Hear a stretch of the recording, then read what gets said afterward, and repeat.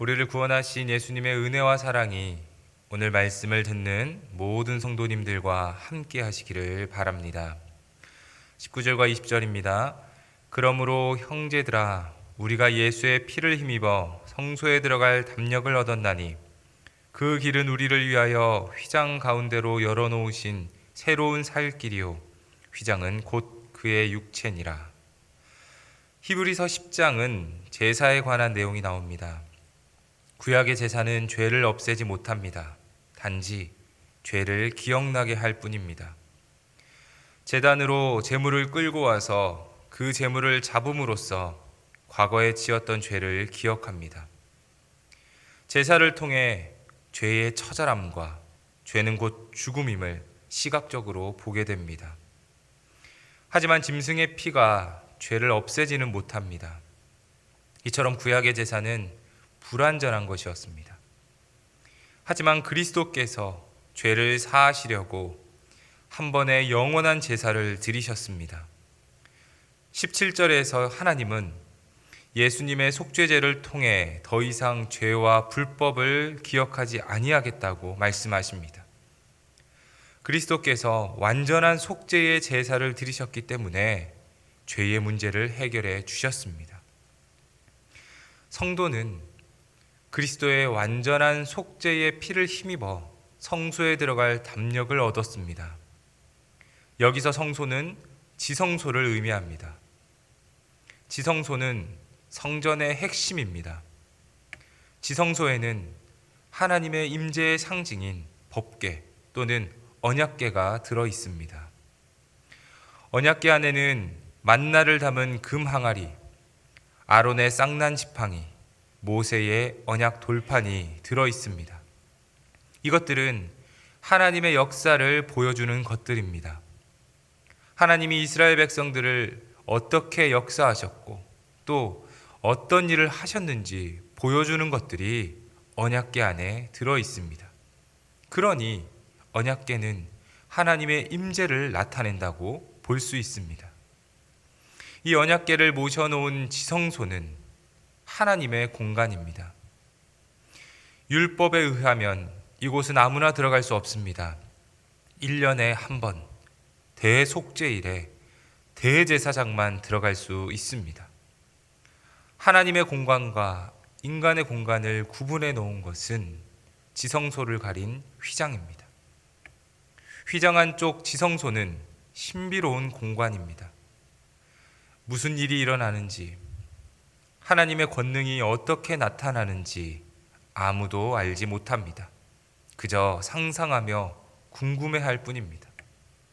아무나 출입할 수 없고 함부로 들어갈 수 없는 미지의 공간은 인간에게 있어서 신비로운 곳이었습니다. 그런데 예수 그리스도께서 하나님의 공간과 인간의 공간으로 나누었던 휘장을 여셨습니다. 하나님과 인간이 소통할 수 있게 되었습니다. 하나님께로 가는 길이 열린 것입니다.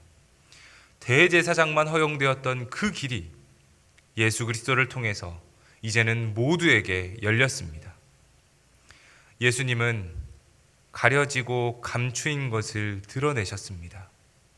하나님께로 가는 길이 명확해졌습니다. 구원은 하나님과 함께하는 것, 하나님께로 가는 것입니다. 그렇게 볼 때 구원에 이르는 길은 모호하지 않습니다. 분명합니다. 사랑하는 여러분, 우리의 구원은 신비입니다. 하나님의 아들이자 하나님이신 그분이 직접 제물이 되셔서 우리를 구원하셨습니다. 이것이 신비입니다. 그러나 우리의 구원이 신비주의는 아닙니다. 구원을 위해 신비로운 경험이 필요하거나 환상, 환청을 드려야 하는 것은 아닙니다. 구원은 신비주의이거나 모호하지 않습니다. 명확하고 분명합니다. 구원의 핵심, 하나님께 이르는 길은 무엇입니까? 예수 그리스도를 믿는 것입니다. 그리스도를 통해서 우리는 하나님께로 이룰 수 있기 때문입니다. 구원의 다른 방법은 없습니다. 특별하고 신비로운 뭔가가 필요하지 않습니다. 오직 예수 그리스도를 믿는 믿음이면 충분합니다. 예수께서 이르시되 내가 곧 길이요 진리요 생명이니 나로 말미암지 않고는 아버지께로 올 자가 없느니라고 말씀하십니다. 성소의 휘장을 연 예수님을 통해서 우리는 하나님께로 나아갈 수 있음을 믿고 그 은혜를 누리시기를 바랍니다. 21절과 22절입니다. 또 하나님의 집 다스리는 큰 제사장이 계심에 우리가 마음의 뿌림을 받아 악한 양심으로부터 벗어나고 몸은 맑은 물로 씻음을 받았으니 참 마음과 온전한 믿음으로 하나님께 나아가자. 히브리서 저자는 예수님을 하나님의 집을 다스리는 큰 제사장으로 소개합니다. 대제사장과 제사장은 이 땅에서의 제사장입니다. 그러나 예수 그리스도는 하나님의 집을 다스리는 제사장입니다. 분명한 차이가 있습니다. 특별히 대제사장이나 제사장과 차이를 두기 위해 예수님을 큰 제사장, 위대한 제사장이라고 설명합니다.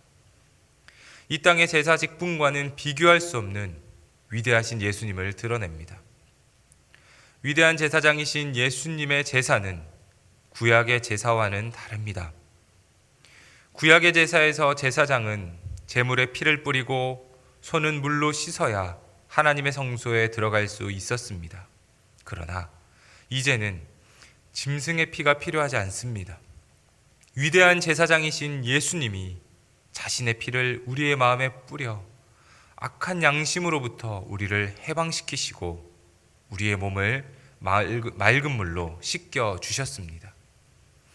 여기서 우리는 예수님을 믿는 성도가 어떤 존재인지를 알 수 있습니다. 성도는 마음은 예수님의 피로 씻음받고 몸은 세례를 통해 씻음받은 존재입니다. 성도는 몸만 정결한 존재도 아니고 마음만 정결한 존재도 아닙니다. 몸과 마음 모두 씻음받은 존재입니다. 성도는 예수님을 통해서 겉과 속 모두 깨끗해진 사람들입니다. 세상에 살면서 묻은 세속의 때와 오염에서 씻겨진 사람들입니다. 몸과 마음이 씻겨진 성도가 할 일이 있습니다. 바로 하나님께 나아가는 일입니다. 히브리서 저자는 찬 마음과 온전한 믿음으로 하나님께 나아가자고 권면합니다. 온전한 믿음에서 온전하다라는 말은 100%로 꽉 차다라는 말입니다. 즉 믿음으로 100% 채워진 꽉 찬 상태, 믿음으로 충만한 모습으로 하나님께 나아가자는 권면입니다. 예수님의 구속의 결과로 우리는 하나님께 나아갈 수 있게 되었습니다. 몸과 마음의 죄 씻음 받고 은혜를 입은 성도는 하나님께 나아갈 수 있는 권한을 얻게 된 것입니다. 사랑하는 성도 여러분, 우리는 하나님께 나아갈 수 있는 귀한 권한을 받았습니다. 우리에게 이러한 은혜를 주신 예수님께 감사하며 하나님께 나아가기를 주저앉기를 바랍니다. 우리의 공로가 아니라 예수님의 은혜로 우리는 하나님께 나아갈 수 있음을 기억하며 이 은혜에 감사하시기를 바랍니다. 23절과 25절입니다. 또 약속하신 이는 미쁘시니 우리가 믿는 도리의 소망을 움직이지 말며 굳게 잡고 서로 돌아보아 사랑과 선행을 격려하며 모이기를 패하는 어떤 사람들의 습관과 같이 하지 말고 오직 권하여 그날이 가까움을 볼수록 더욱 그리하자. 약속하신 분은 미쁘십니다. 미쁘다라는 말은 계약이나 약속을 하고 그것을 성실하게 이행하여서 신용이 있다, 즉 신실하다, 신뢰할 만하다라는 뜻입니다. 약속을 하신 분은 하나님이십니다. 하나님은 어떤 약속을 하셨습니까? 예수 그리스도를 통한 구원의 약속입니다. 하나님은 약속과 말씀들을 지키시는 신실하신 분이십니다. 그러니 우리의 구원의 소망을 흔들리지 말고 굳게 지키시기를 바랍니다. 히브리서 기록 당시에 배교와 핍박으로 성도들의 믿음이 동요되었습니다.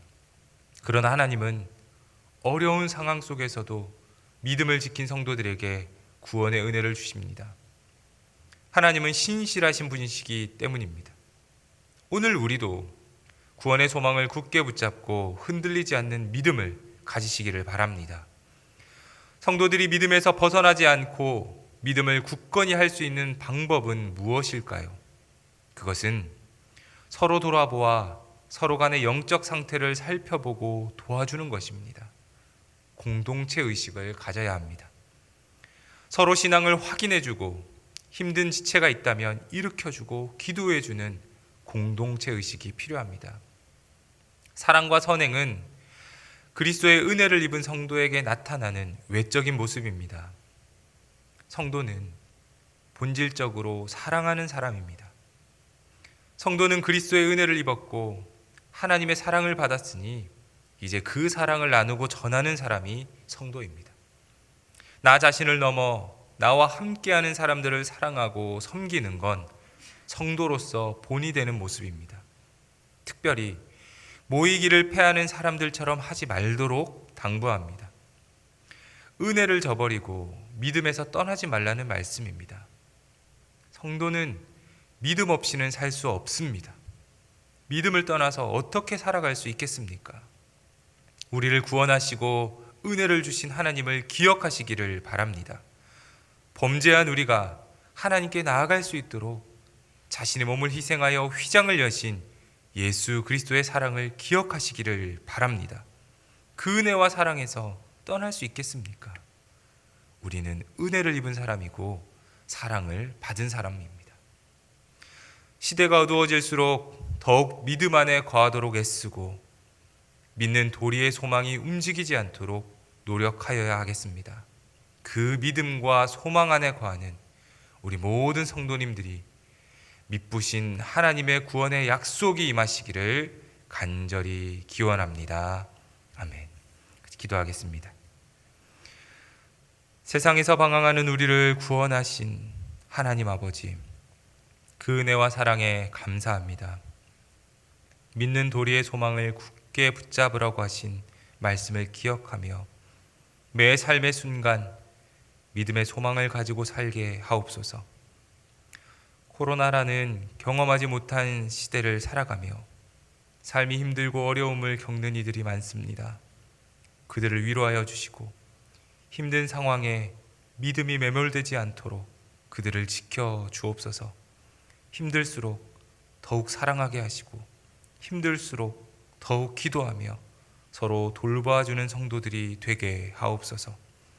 담임 목사님을 지켜주시고 성령의 충만함을 더하셔서 은혜의 말씀을 전하게 하시고 성도들의 믿음을 세우는 말씀을 증거하게 하옵소서. 교회의 안전과 하는 모든 사역을 지켜주시고 하나님의 영광을 나타내는 우리 교회가 되게 하옵소서.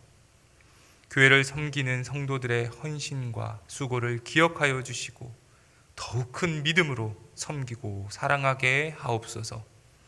우리의 자녀들이 믿음 안에서 자라게 하시고 하나님을 예배하는 자녀로 성장하게 하옵소서. 모든 말씀 우리 주 예수 그리스도의 이름으로 기도합니다. 아멘.